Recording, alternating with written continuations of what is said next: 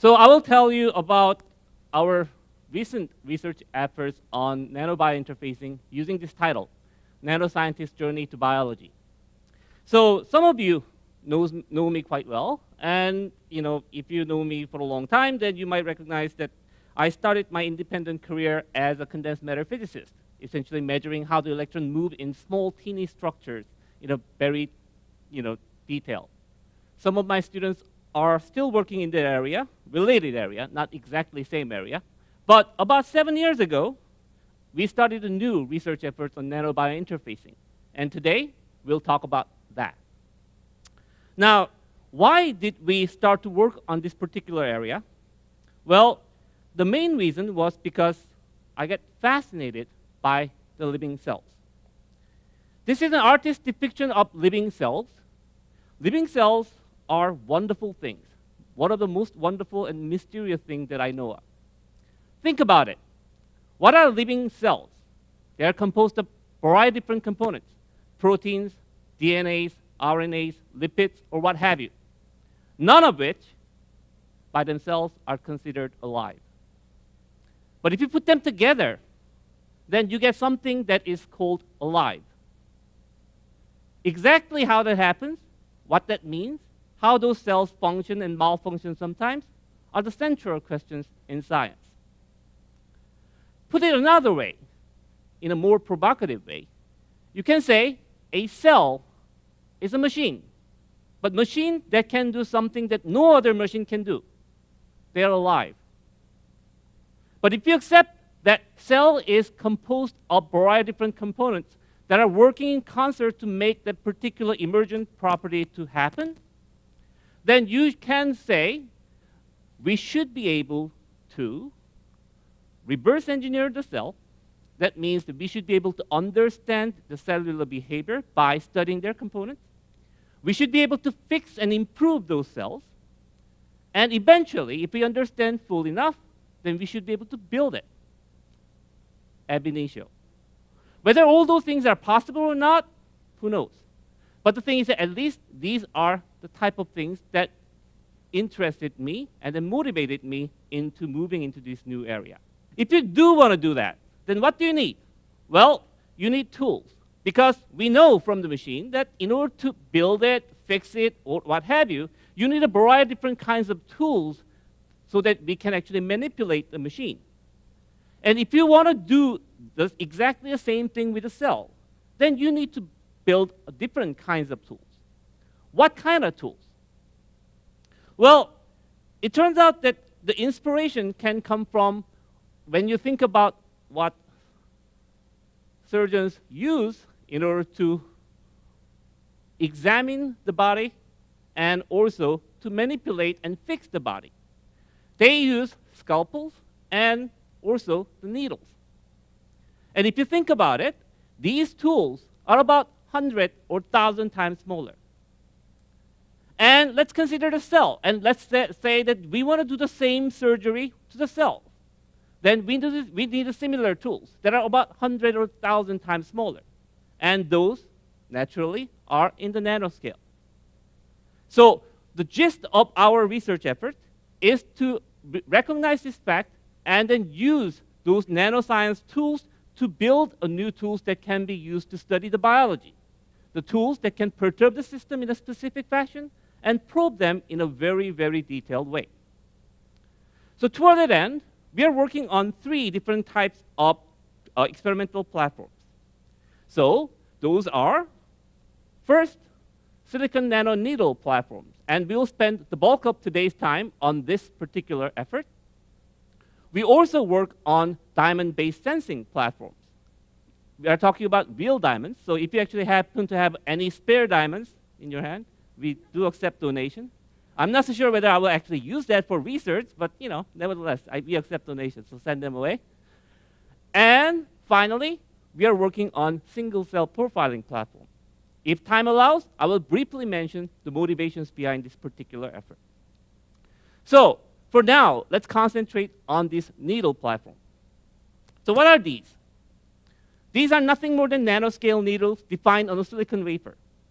We actually make them using the same types of technology that you use in order to build the computer chips, as a consequence, we can accurately dictate what types of shapes that they have, what kind of length that they have, what pitches they have, and what have you.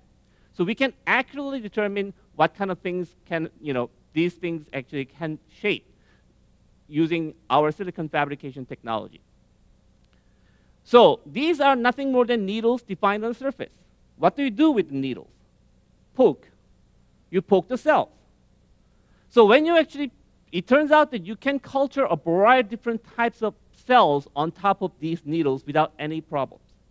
Now, when you first see these pictures, the first thing that you might be reminded of is this.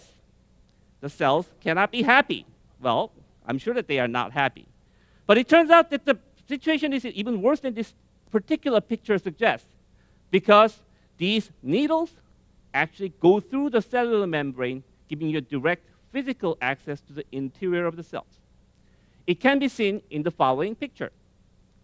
So in here, you will see those needles as white, and you will see the membrane of a cell as magenta, and the nucleus of a cell as blue.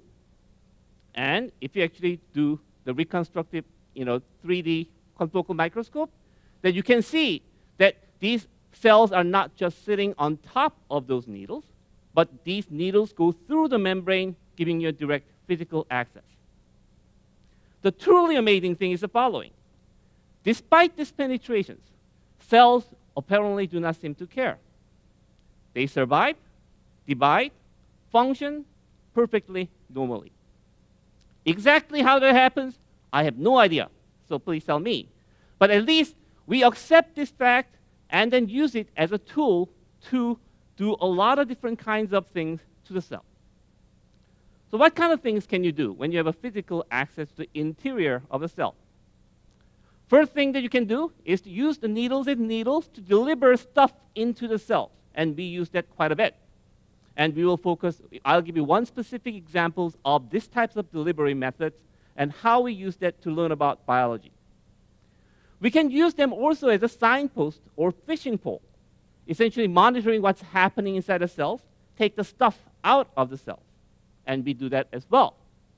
And we actually can use these needles as an electrical probe of the neuronal activities. So together with Tony Ham, we are actually building a computer chip that can interface with many, many neurons at the same time. But for now, let's focus on molecule delivery. What are we doing?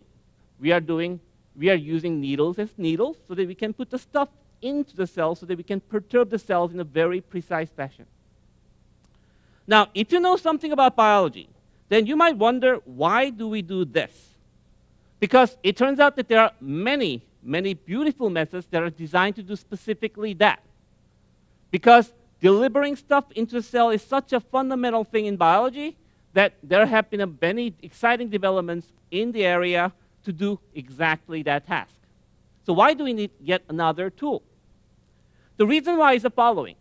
It turns out that for many primary cell types, the cells directly taken out of your body, none of these methods work quite well. And the the primary case is the immune cells. So immune cells are important. At least that's what my doctors tell me. And all those vitamin advertisements tells me that immune cells are important to your health. So immune cells must be important, right? Well, they are obviously important because these are the primary defenders of your body against foreign pathogens and cancer. If they do not function properly, you get ill. If they do not function properly in another way, meaning they start to take your own body, then you get autoimmunity. So immune cell function is an important thing for your health. The problem with the immune cell study was the following. Because they are evolutionally designed to detect foreign pathogens, like something comes into your body from outside, viruses and bacteria, whenever you're trying to deliver something into these immune cells, they consider them as a threat and activate the immune response. So studying these immune cells using perturbation method has been impossible so far. So one thing that we were wondering was whether our nano needle can interface these immune cells and deliver stuff into these cells without them recognize them. Well, it turns out that you can. Otherwise, I wouldn't be acting up here, right? You're supposed to laugh. Okay, so you can actually culture a variety of different immune cells directly taken out of a body, whether it's mouse immune cells or human immune cells, on top of these needles. And then you can use these needles to deliver more or less anything that you want to deliver into these immune cells. Two of the important things. First, apparently immune cells do not seem to care. It turns out that these needles are foreign enough because they never encountered for the past million years. They do not think that these are the threat. And hence, these immune cells do not activate their immune response. Equally importantly, the stuff that we deliver into these cells are active. We can actually use them to perturb the cells in a precise fashion. And this is the fact that we are using in order to study the biology of the immune cells and to discover new stuff about the immune cells and how they are functioning and stuff like that. So I'll give you one example today. That is a case of the decision-making in the T cells. Again, T cells are an important cell in the immune system that actually detects the, that is important in fighting off those viruses and bacteria. You start with the so-called naive T cells, and when they actually encounter particular pathogenic components, then they become a variety of different types of T cells, T cell subtypes, so that they can coordinate their responses and then fight off the disease. Fine, that's great. So we decided to study this particular process, especially concentrating on these Th17 cells. What are Th17 cells? Well, these are the cells that are important to fight off fungal infections. How do we know that? Well, if you go to Europe, you can find family who actually have a genetic defect so that they cannot produce these Th17 cells. What happens then? They constantly get fungal infections. And these are not the pictures that are looking, these are actually one of the better looking pictures. They get constant fungal infections throughout their lives. So Th17 cells are important. But Th17 cells are important when they're working well. If they do not work well, then you get another problem. You get autoimmune disease. For example, Th17 cells are implicated in more or less every autoimmune disease that are known, including multiple sclerosis, arthritis, psoriasis, inflammatory bowel disease, whatever. So sometimes Th17 cells do good things, but when they go awry, they do bad things. And that was the reason why we decided to focus on Th17 cell differentiation. We wanted to know what makes T cells to become a Th17 cells, and what makes them go bad or good. So if you want to do that, what do you have to do? Well, what you do is the following. You make naive T cells to become Th17 cells by giving a variety of different types of chemical signals. And then you profile what kind of components become active in those Th17 cells as a function of time. This is so-called expression profiling. You are essentially seeing what kind of genes are being expressed in those Th17 cells during this course. And if you do this, what you get is this. Essentially, by knowing what kind of genes are getting turned on, you get a lot of potential activators and then regulators and components that are crucial for the Th17 function. But here the key word is potential. Potential meaning that although these are identified through guilt by association, you do not really know whether they are important or not. So you get the hairball. So how do you disentangle this hairball?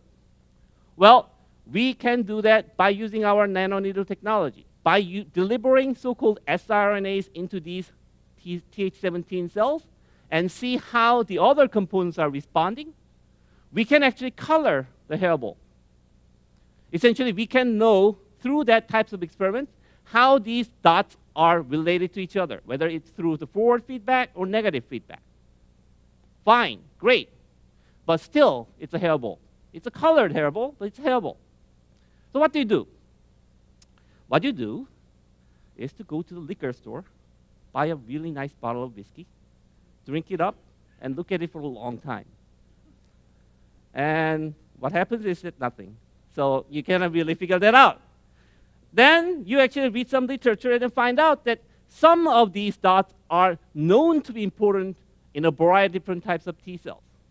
So you get a handle. You can actually identify a variety of different components that actually have been studied to death, use them as a handle, and pull it apart. And you get this. It turns out that there are a variety of different types of molecular components inside the Th17 cells that are essentially divided into two different types of modules. One that promotes the Th17 cell differentiation and makes them bad. The other that puts them in check and then want to control them. And then these are antagonistically coupled modules that work as an yin-yang circuit. And through these types of studies, you can identify a lot of different types of novel molecules that has never been implicated in Th17 biology. And I will give you one particular molecule that turns out to be quite important, and that is SGK1. This particular molecule has, again, never been implicated in immunology, but it turns out these are the molecules that are important in salt intake in your gut. So when you actually eat high salt diet, then in your gut, yes, they actually take them into a way. But it has been implicated in Th17 biology. So what are we doing? What is this molecule doing? Well, so in order to test what they are doing, we gave mouse high salt diet. And when we did that, the autoimmune disease actually flared up. So if you want to take something that is salty, think again. Apparently, not only it's bad for your blood pressure, but you might even get an autoimmune disease. And it actually has been not approved, it has been studied not only in mouse, but also in human as well. So these types of mechanistic studies can sometimes tell you something that might have health implications into humans.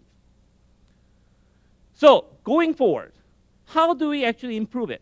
Well, one of the things that we are trying to do is to improve it by doing the single cell profiling. And I will finish in 2 minutes by talking about the motivations of this particular effort. So far, almost all the biological studies were based on population-based profiling. Depending on what kind of molecules that they produce, depending on what they're doing and stuff like that, we identify them as a group of cells, like Th17. Pull them together and study them.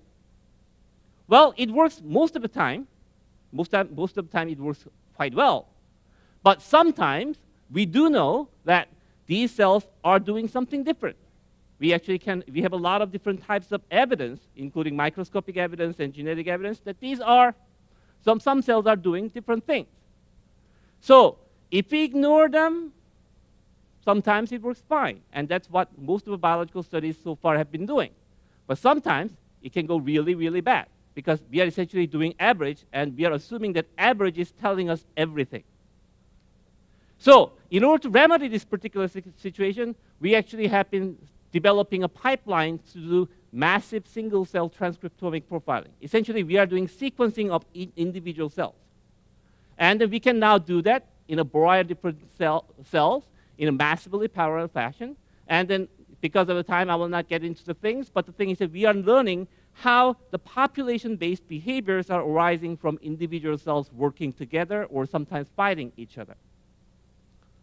So with that, I will conclude with the most important slide. At the end of the day, all I would do is to go around and give a lousy talk and make people sleep. Well, actually not sleep because I'm too loud. But these are the people who should get all the credit, who actually did all the work. This guy actually played an especially important role in terms of actually developing silicon nanowire platform as well as single-cell profiling platforms. And now he is a professor at MIT. Yellert is now moving as a professor in Europe. And then Jacob is a professor at Rice University at the moment. And then I also should thank all these beautiful collaborators who actually taught us so much about biology. You know, remember my title? I said it's a nanoscientist journey to biology and traveling with a different box of tools.